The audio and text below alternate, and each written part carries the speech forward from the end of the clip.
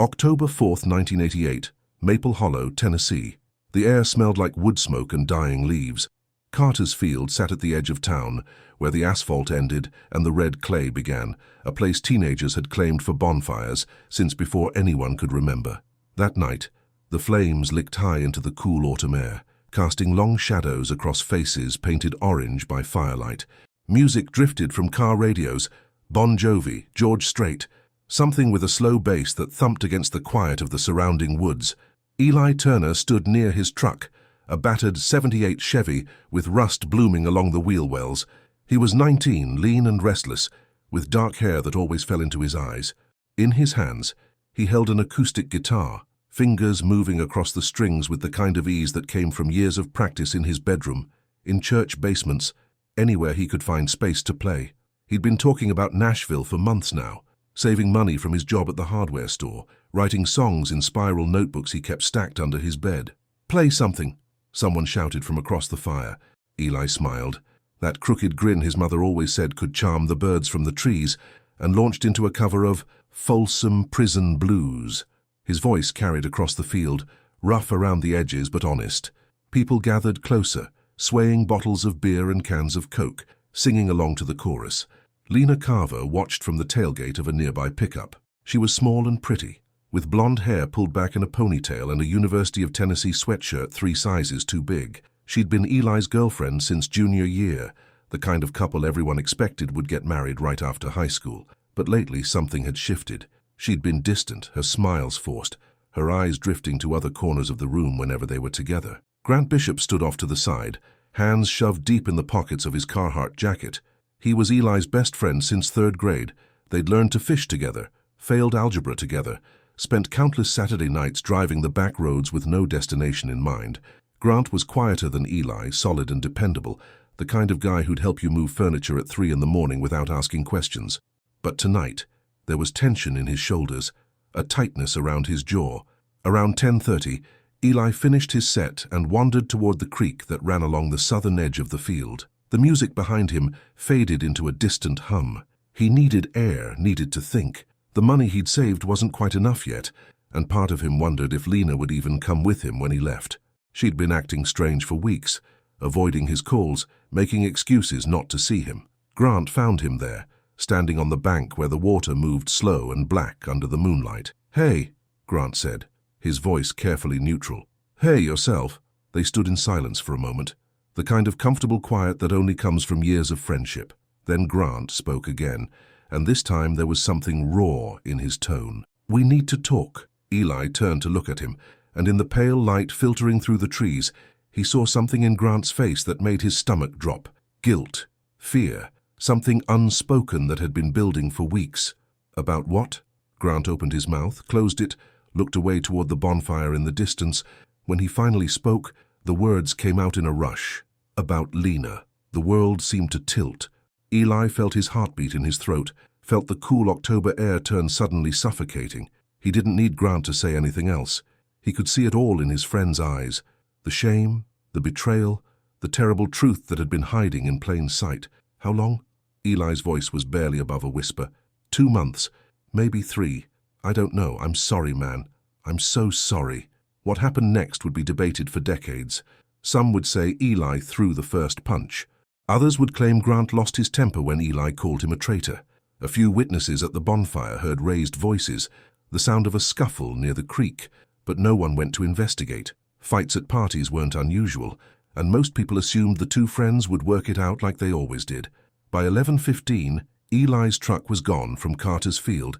His guitar lay abandoned by the fire, strings still warm from playing. Grant's knuckles were scraped and bleeding, and when someone asked what happened, he said they'd had an argument, that Eli had stormed off. "He'll cool down," Grant told them, wiping blood from his lip. "He always does."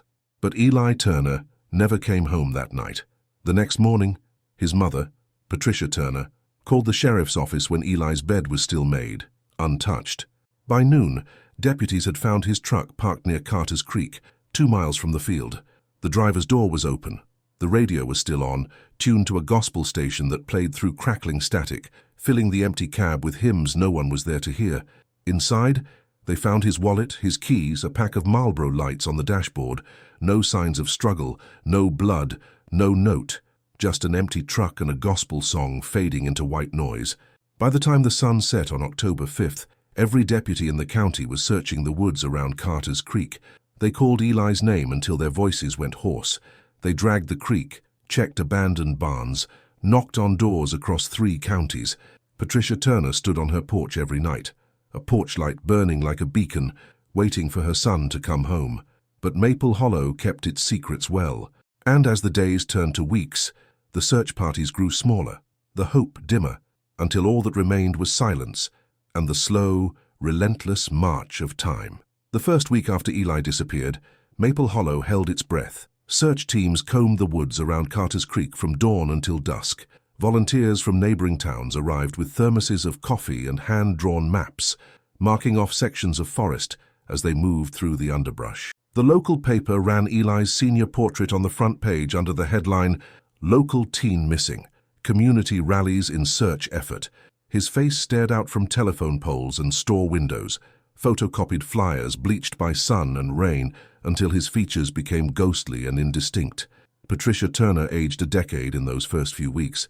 She was a small woman with graying hair and hands, calloused from years of work at the textile factory outside town. She'd raised Eli alone after her husband died in a logging accident when Eli was 7. He was her whole world, her reason for waking up, her reason for keeping the porch light on every night.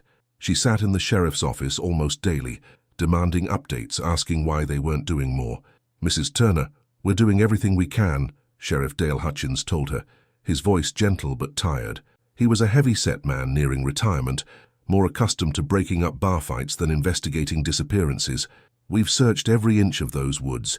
We've interviewed everyone at that bonfire. There's just nothing to go on." "He didn't just vanish," Patricia said, her voice cracking. "Someone knows something, but no one did. Or if they did, they weren't talking." Grant Bishop was questioned 3 times in the first 2 weeks. Each time, he told the same story. He and Eli had argued about Lena. Eli had been upset, said he needed space. Grant watched him drive away, figured he'd gone home to cool off. He had no idea where Eli went after that. "Did you hit him?" Deputy Warren asked during the second interview, noticing the scraped knuckles. "We shoved each other a little. Nothing serious. Eli walked away fine." The deputies checked Grant's alibi for the rest of that night. Multiple witnesses confirmed he'd stayed at the bonfire until nearly midnight, drinking beer and sitting by the fire. His truck never left Carter's field. There was no evidence tying him to anything more sinister than a fight between friends. Lena Carver stopped going to school. She stayed home for 3 weeks, crying in her bedroom, refusing to eat. Her parents eventually pulled her out and enrolled her in a different high school 2 counties over, hoping distance would help her heal. She never spoke publicly about what happened between her and Grant, never confirmed the rumors that spread through Maple Hollow like wildfire. Years later, when asked about that time, she would only say, "I lost 2 people that night. And I've spent my whole life wishing I could take back every mistake I made." By November, the search teams had disbanded. The sheriff's office classified Eli's case as a missing person, likely a runaway. The prevailing theory was that Eli, heartbroken and humiliated, had hitchhiked out of town to start over somewhere new, maybe Nashville, maybe Memphis, maybe somewhere no one would ever find him. "He'll come back when he's ready," people said at church potlucks and gas station checkout lines. Young folks do foolish things, but Patricia Turner knew better. She knew her son wouldn't just leave without a word, wouldn't abandon his guitar or his notebooks full of songs. She hired a private investigator with money she didn't have, a man from Knoxville who spent 2 weeks asking questions and turning up nothing. The years passed slowly in Maple Hollow. Grant Bishop graduated, took over his father's auto repair shop on Main Street. He married a woman from Chattanooga, had 2 kids, lived a quiet life marked by routine and unspoken guilt. He stopped going to Carter's Field. He stopped listening to the kind of music Eli used to play. On October 4th every year, he called in sick and spent the day alone. Lena Carver moved to Knoxville after college, became a nurse, married a man who knew nothing about her past. She changed her last name, cut ties with almost everyone from Maple Hollow. When her high school friends tried to reach out on social media, she never responded. Patricia Turner never stopped looking. She kept Eli's room exactly as he'd left it, the unmade bed, The guitar pick on the nightstand, the notebook stacked under the bed. Every year on his birthday, she placed an ad in the newspaper with his photo and a message.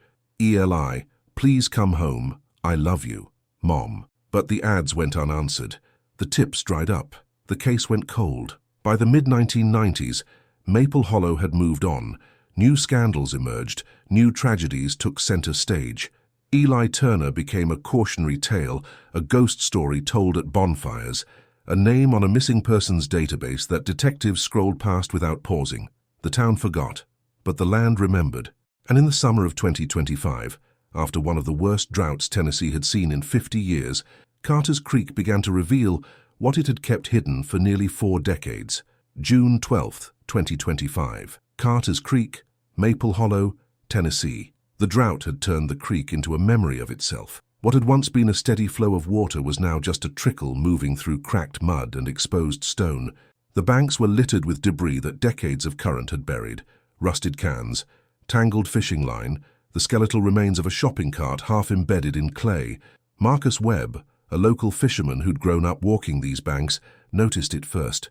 He'd been checking an old fishing spot, hoping the drought might have revealed some decent holes where catfish were trapped and desperate. Instead, he found something else, a shape jutting from the mud near the base of an oak tree, its roots now exposed like gnarled fingers clutching the earth. At first, he thought it was just more trash, but as he got closer, brushing away layers of dried mud with his boot, he saw the outline of something deliberate, something that had once mattered to someone, a guitar case. It was rusted nearly beyond recognition, the black vinyl peeling away in strips, the metal latches corroded into uselessness, but the shape was unmistakable. Marcus crouched down, his knees cracking, and carefully worked it free from the mud. It took 10 minutes of pulling and digging, but eventually it came loose with a wet, sucking sound. He carried it up the bank and set it on dry ground. His hands hesitated over the latches. Something about the way it had been buried, hidden for so long, felt sacred, wrong to disturb. But curiosity won. The case opened with a groan of protesting metal. Inside, water and time had done their work, but not completely. The interior was lined with rotted velvet, and nestled in that decay were items that had somehow survived. A stack of cassette tapes, their labels bleached but still partially legible, names of bands, song titles written in ballpoint pen, a folded piece of paper, so fragile it nearly disintegrated at his touch, and at the bottom, glinting dully in the afternoon sun, a silver bracelet. Marcus lifted it carefully.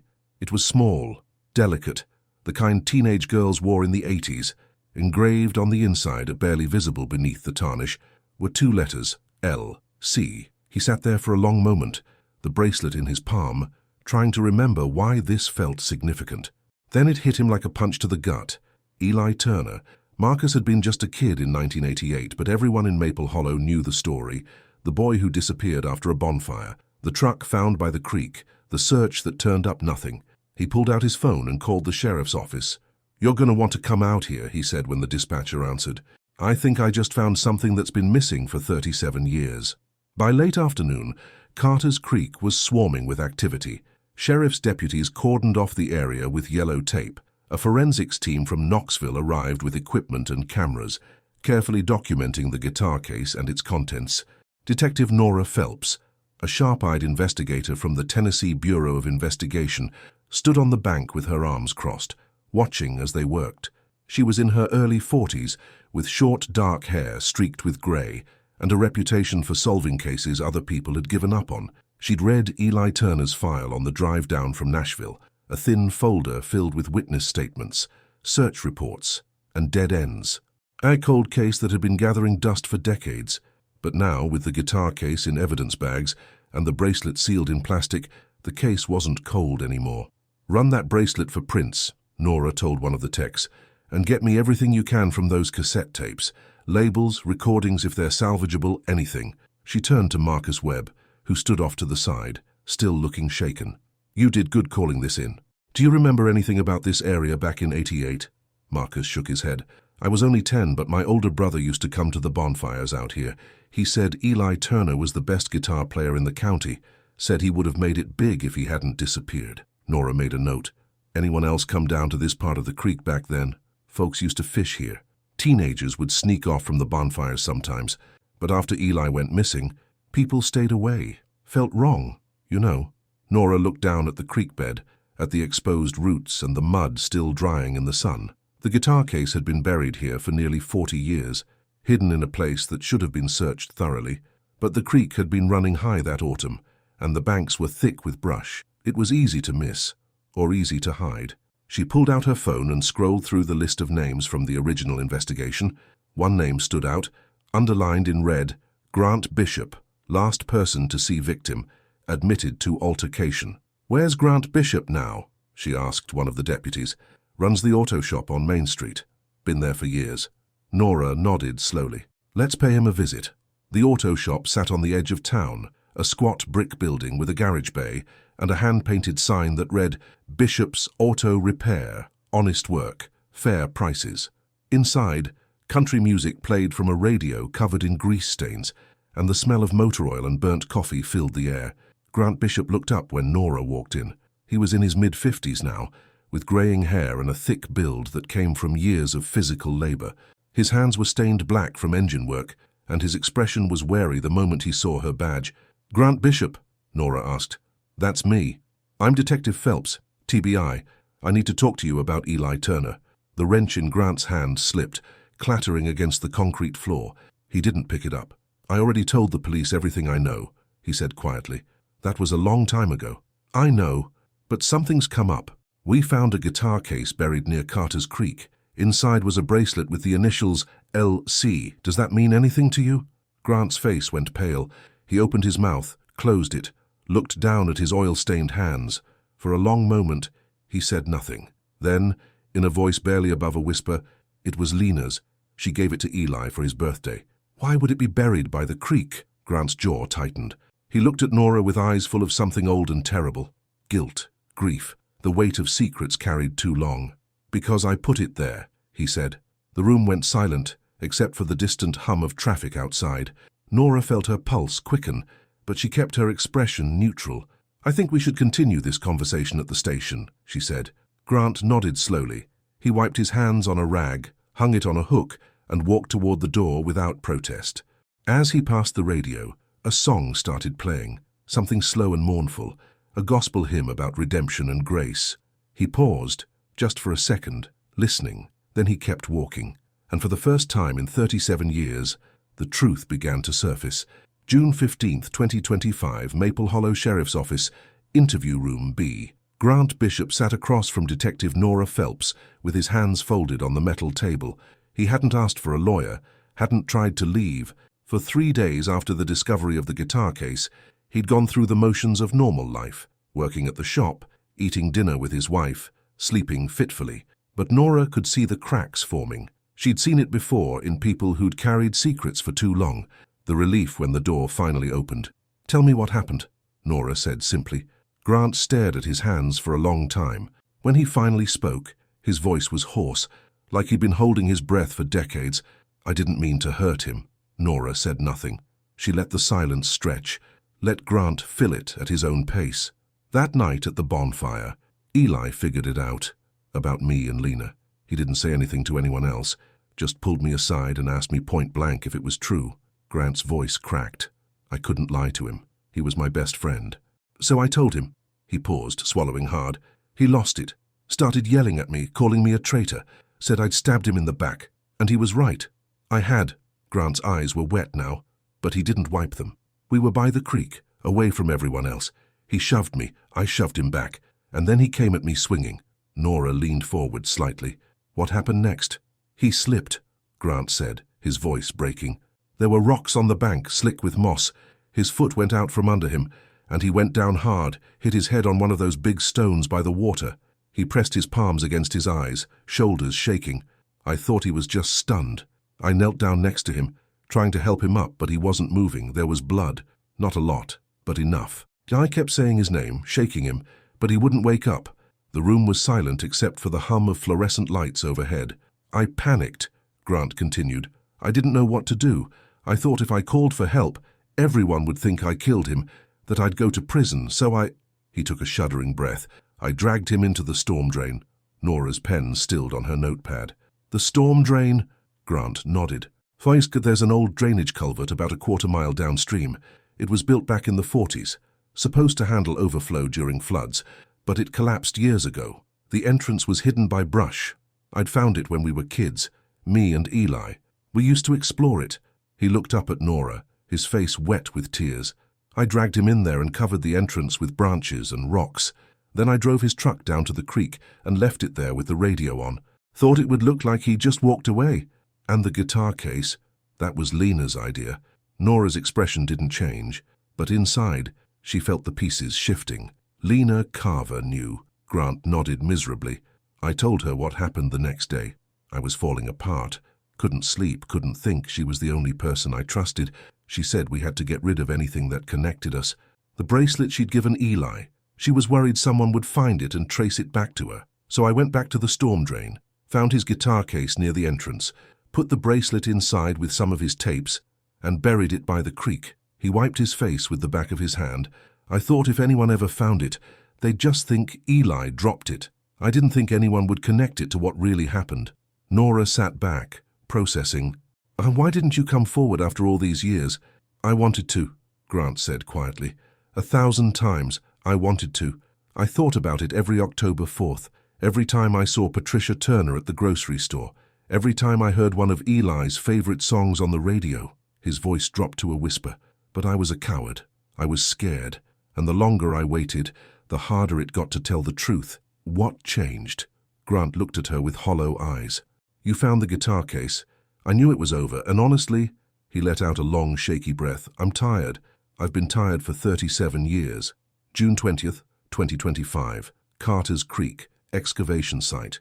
Under Detective Phelps's supervision, a team of forensic specialists carefully excavated the collapsed storm drain. The entrance had been overgrown with decades of vegetation, just as Grant had described. Inside, in the darkness where water had long since stopped flowing, they found what remained of Eli Turner. The identification was confirmed through dental records within 48 hours. Patricia Turner, now 83 years old and living in a nursing home, was informed by Detective Phelps herself. She didn't cry. She just nodded slowly, holding a photograph of Eli from his senior year. I always knew he didn't leave me, she said softly. A mother knows. Grant Bishop was charged with involuntary manslaughter, tampering with evidence, and concealing a death. His confession, combined with the physical evidence, left little room for doubt. He pleaded guilty to all charges. At his sentencing hearing, he read a statement to the court. I can't undo what I did, he said, his voice steady but full of grief. I can't bring Eli back. I can't give his mother the years she lost wondering what happened to her son. All I can do is tell the truth and accept the consequences. He was sentenced to 12 years in state prison. Lena Carver was also questioned. She admitted to knowing about Eli's death and helping Grant conceal evidence, but prosecutors determined that charging her after nearly 4 decades would be difficult, given the lack of physical evidence tying her directly to the crime. She was not charged but gave a deposition that would remain sealed.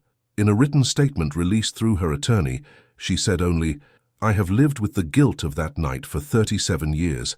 I hope Eli's family can find some measure of peace now. She did not return to Maple Hollow for Eli's memorial service. July 8, 2025, Maple Hollow Community Church. The church was packed. People who'd known Eli, people who'd only heard the stories, people who just wanted to bear witness to the end of a mystery that had haunted their town for nearly 4 decades. Patricia Turner sat in the front pew, flanked by distant relatives and a hospice nurse. She held Eli's guitar pick in her hand, the one she'd kept on his nightstand all these years, rubbing it like a prayer bead. The pastor spoke about forgiveness, about the burden of secrets, about the grace that comes when truth finally surfaces. Outside, a summer storm rolled in, thunder rumbling over the hills, rain drumming against the roof. Detective Nora Phelps stood in the back of the church, watching. She'd closed the case, filed her final report, but something about it still gnawed at her. Grant's confession had been detailed, consistent, remorseful. The evidence supported it, but there were still gaps. Small things that didn't quite line up. The way Lena had refused to be interviewed in person, the fact that Grant's story placed the fight at the creek, but several witnesses remembered seeing Eli leave the bonfire alone, heading toward his truck. The bracelet in the guitar case, why would Grant go back for it if he was panicking? She'd included those discrepancies in her report, but without new evidence, the case was closed. As the service ended and people filed out into the rain, Nora lingered. She watched Patricia Turner place a single white rose on the closed casket, her hand trembling as she whispered something only she and her son would ever hear. Outside, the storm broke. Lightning split the sky, illuminating the hills around Maple Hollow in stark white flashes. The rain came down in sheets, flooding the streets, turning Carter's Creek back into the rushing torrent it had been in 1988. And somewhere in the night, the old gospel station played through static, hymns about redemption and the weight of sins carried too long. In her final report, Detective Nora Phelps wrote, "The case of Eli Turner has been resolved to the extent that physical evidence and testimony allow. Grant Bishop's confession provides an account of the events of October 4, 1988, and the subsequent concealment of Eli's death. However, certain questions remain unanswered. Discrepancies in witness statements, the motivations of all parties involved, and the possibility that elements of the truth remain undisclosed. What is certain is this: Eli Turner did not run away. He did not abandon his family. He was a young man with dreams who lost his life in a moment of anger and fear, and for 37 years, the people who knew what happened chose silence over truth. Truth doesn't always bring peace. Sometimes it just wakes the ghosts. But perhaps for Patricia Turner and for Maple Hollow, knowing is enough. The case file was archived. The headlines faded. Maple Hollow moved on, as small towns always do. But on quiet October nights, when the mist rolls over Carter's Creek and the autumn air smells like wood smoke and dying leaves, some say you can still hear it.